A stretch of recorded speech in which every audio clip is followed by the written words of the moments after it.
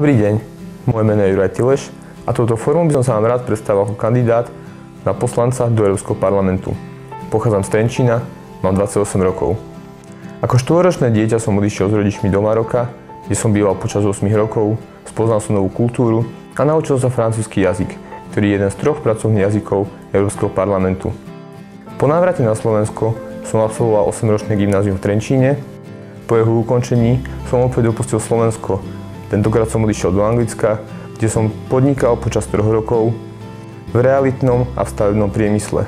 Po 3 rokoch v Anglicku som sa rozhodol pokračovať vo svojom vzdelávaní.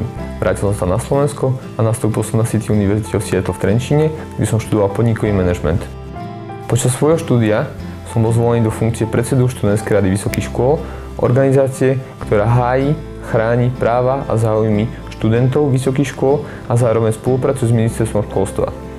Súbežne som pracoval pre Európsku študentskú úniu, ktorá je poradným orgánom Európskej komisie v Bruseli.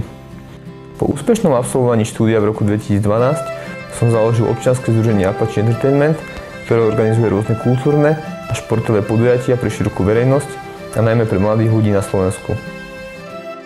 Ďakujem za vašu pozornosť. V ďalšom videu si povieme viac o našej strane TIP.